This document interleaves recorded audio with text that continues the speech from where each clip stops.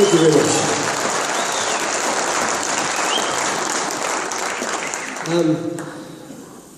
You look at a painting and you of a great artist, and you think, what incredible confidence. Those brushstrokes are just so, he knows exactly to draw that line. You look at a dance choreography and you see the choreographers made these incredible moves and put them together. And you read a book and you see the plot is so well constructed, you know. And then you hear the song, which is so beautifully put together, and you think, these guys have a lot of confidence. You know, they put themselves at risk, and there they are, and people love it. Meanwhile, back at the ranch, the most insecure bunch of guys you could never, women you could never hope to meet, I swear, incredible. There's one question, classic question, that journalists ask, mainly because they're curious, but which sets off this anxiety for about 5 seconds. And it's really, what work that you have put out over the past 30 years is your very favorite work? Oh boy, when I get that question, for 5 seconds there's this internal monologue that goes on. I know which one I really like, but I can't tell them because then I'm going to have to reproduce it in a different way. This piece of work is going to trap me forever. I will be a prisoner of my own creation. So that's what goes. So you never ever tell anybody what your favorite song is or book is or choreography or whatever it is, you know, because it kind of, it emasculates the body of your work. Suddenly you have this body and people are enjoying it, and suddenly, bing! Oh, this is the one the artist likes. And then suddenly there's a hierarchy being created by commentators and whatever.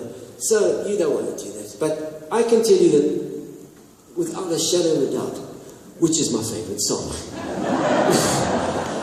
Not because I'm not insecure, I am completely insecure, but it's not for aesthetic reasons. It probably rates sort of just under what, you know, other people find other songs far more beautiful or whatever. This song, I was teaching, and this song got onto, it was the 4th Juluka album, and the song got onto the top 40 in England, and we fell out of our chairs. We were making music which everybody politely said was strange. We were singing Zulu and English in the same song. Nobody had done that before, especially in South Africa. In fact, South Africa, I don't think those songs would have been written without South Africa.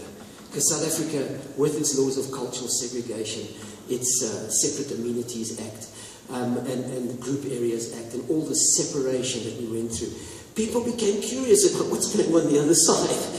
And they wanted to know what you sang, and how you danced, and what food you ate, and how you dressed, and we started, you know. So you always had that kind of attraction.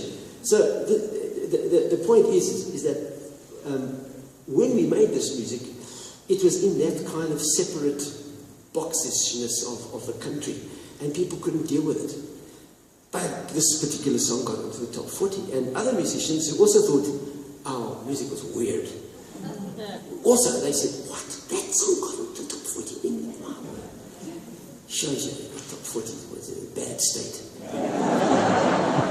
So, the story is that my producer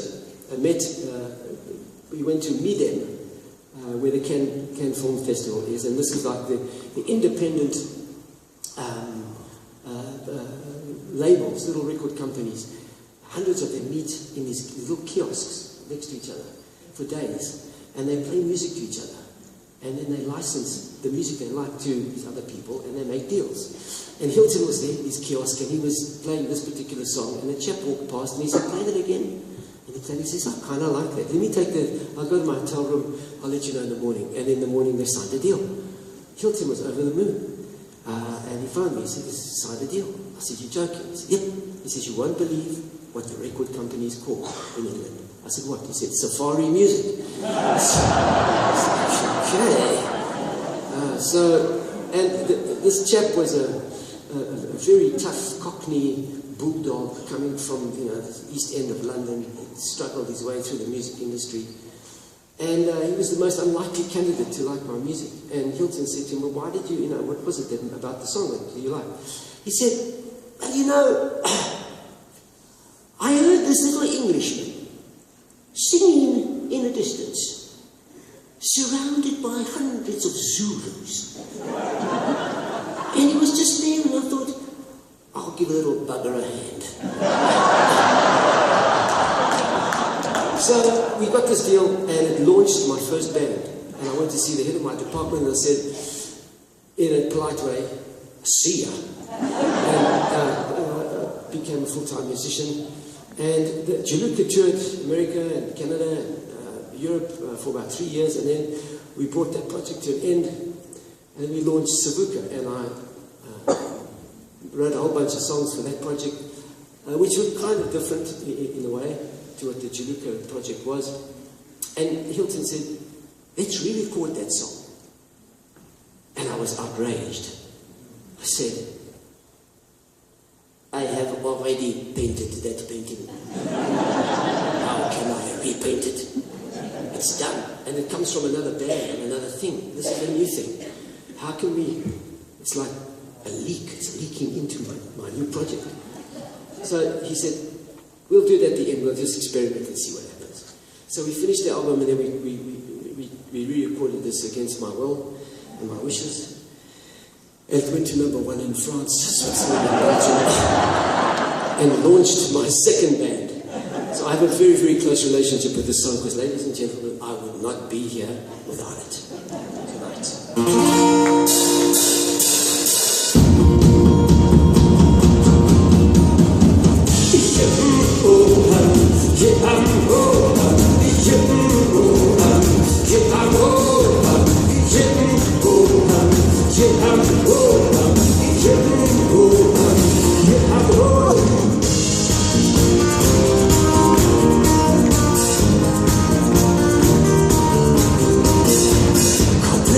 Sinking loud, scatterlings and fugitives, hooded eyes and weary brow, seek refuge in the night. They are the scatterlings of Africa, each uprooted world. On that road to Clegg, where the world began. I got the scatterlings of Africa, each and every one. In the hearts of burning hunger, in this copper sun.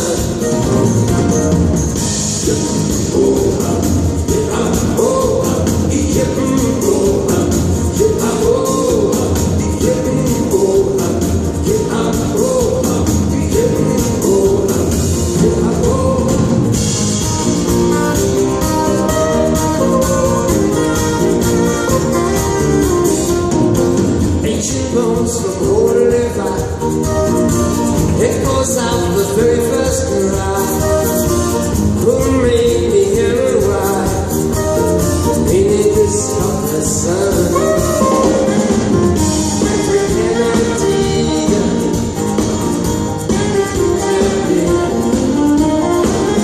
make the future bigger, make the future bigger, and we are scatterlings of Africa. Oh, you and I. On that road to Clegg, beneath this copper sky.